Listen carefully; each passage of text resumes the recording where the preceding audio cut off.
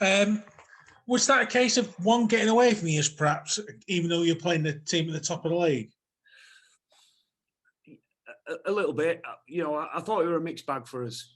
I thought we had tons of energy in the first half, tons of energy, and we're creating, breaking line, and we definitely had a couple more chances to score. One that we should 100% have put away, and I think that that would have taken the game right into the balance.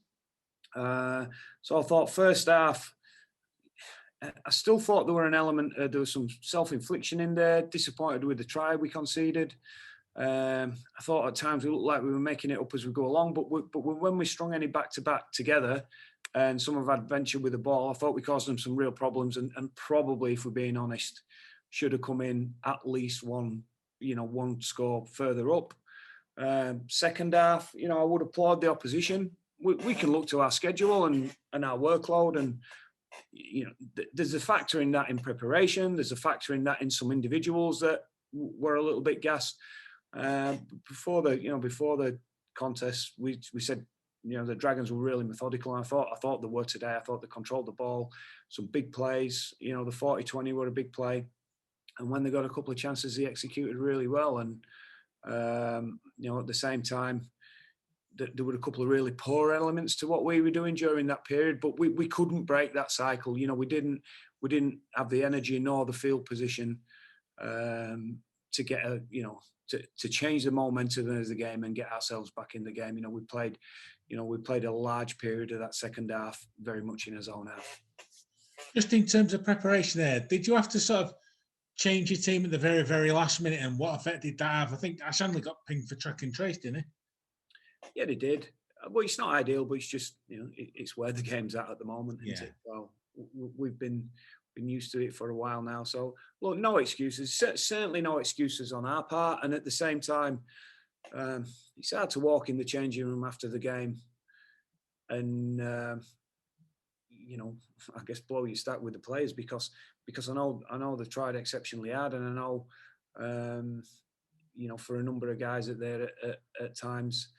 They were running on empty, and I'm not surprised.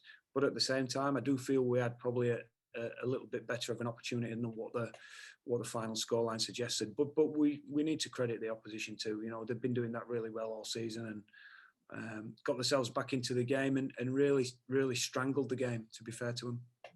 How does the next 7 days look for you in that you've got to fly to Perpignan and everything? Does that affect anything? Or does the perceived bit of extra time between matches sort of mean you can put any training into the lads at all? We need to give them a few days off. The workload on Pryor and Lehman in particular, they've had 5 games in what? 15 days? 5 games in 15 days. And the rest of our guys have had 4 in 13. So we need to be very, very careful with them. Give them some time off, rest and recuperate. The recovery is enormous for us, and we'll have a look at where we are lineup wise for next week. But again, we've been on a 4-game run. We think we've got that in us too. We're not sat here scratching around for answers. There were a lesser par second half performance, but I thought we give ourselves a better shot of winning that game than what the final scoreline might have suggested. Cheers, Rich. I'll pass you over. Thank you. Cheers. Rich, you've already sort of touched on it. Obviously disappointed with the result, but how highly do you rate the togetherness of the players? Obviously a really compact schedule, playing against the league leaders, and they've blown a lot of teams off the park when they get on rolls through the middle of the field. But there was the desperation shown by your boys all the way through the game. The try right at the end, Samisoni Langi just typified the attitude in defence, even if you had run out of energy. Yeah, I thought that. And that's why I said, Tom, it's hard to go into the changing room for me and convey dejection and disappointment. I think we have to contextualise it, mate, and understand what they've been through. And just like you pointed out there, I could see those signs. I don't think they ever stopped trying to work hard for each other. For sure, there were elements of his defence that we'll naturally be disappointed with, and I think that at times too, more with the ball, and at times in the first half when we did have the energy, we just lost our way a little bit and lost our direction. But yeah, I would never sort of doubt our spirit and commitment. And you know, I think I've said for a while that, you know, we're going to need some troops back. You know, for us to make an imprint on the competition, we're going to need some troops back. Long and short of it, you know, if you'd have put that Leeds team out at the start of the year and says, where's this team going to carry Leeds to? You know, there'd been some question marks about us. I'm sure there would. But at the same time, like I've always said, we've got some young players getting some great exposure. It's a test of character and resilience, and I think we're showing that despite not getting the result today. So, you know, we'll dust ourselves down and re-energize ourselves and get some decent rest between games in the coming weeks, and we'll get some quality players back into our side. We've had some great news about Harry Newman. You know, he's going to be ready to go in a week or two.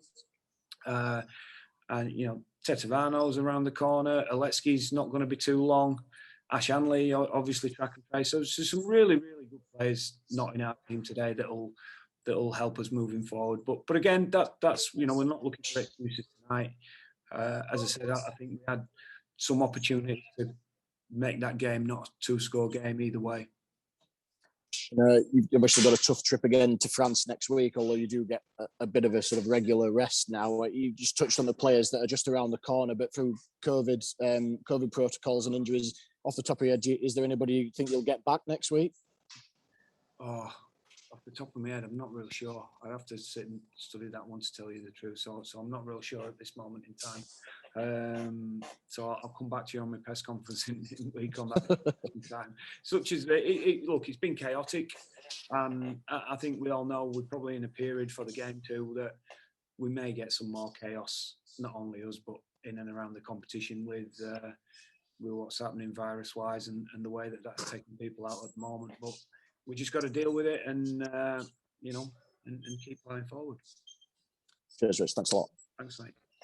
Rich, just a quick one. You've coached in Super League for a long time. How does this Catalans team compare with other versions you've seen?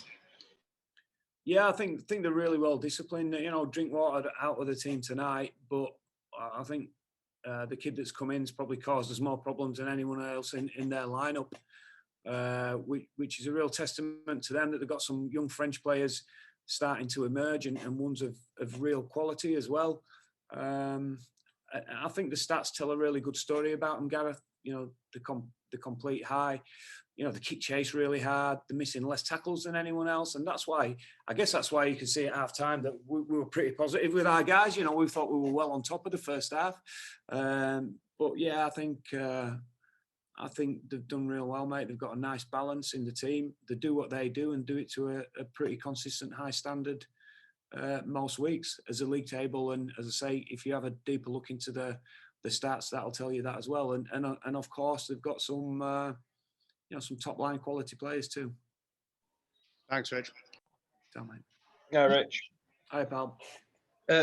Look, where you are in the table right now, we're roughly halfway stage, aren't we? You talked about making an imprint on the competition. Are you confident with where you're at now and the players that are coming back and how your squad will hopefully look in 2-3 weeks' time that you can make that imprint not only on the playoffs, but maybe the latter round of the playoffs as well?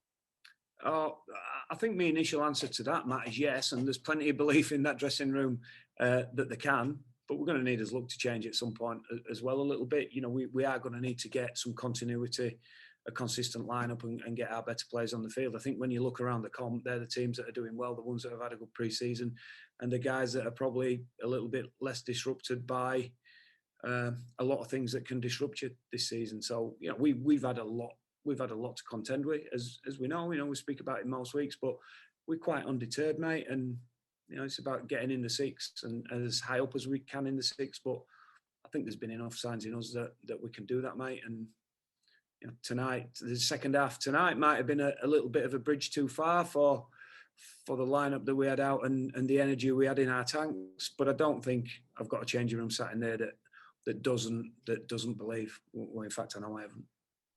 Cheers, Rich. Tell mate. Just one quick one, if you don't mind. You ran a lot of power plays tonight. Was that a deliberate ploy? I didn't think we did in the first half. Oh, you mean on the last? Sorry, Phil. What do you define as a power play? Well, last tackle running the ball rather than kicking it. Yeah, it's like Steve-O. That's where we learn from. Power play in the red zone. That's it. At times, mate. Yeah, we play them next week, Phil, don't we? So, got to be. We've got some improvements to make in that. In some areas of this game, but we sort of back our players, Phil. If they see wingers off the end of the line and they see an imbalance in numbers, we don't mind running it on the last. Again, some of our decisions when we did that were great, and a couple of them maybe not so great.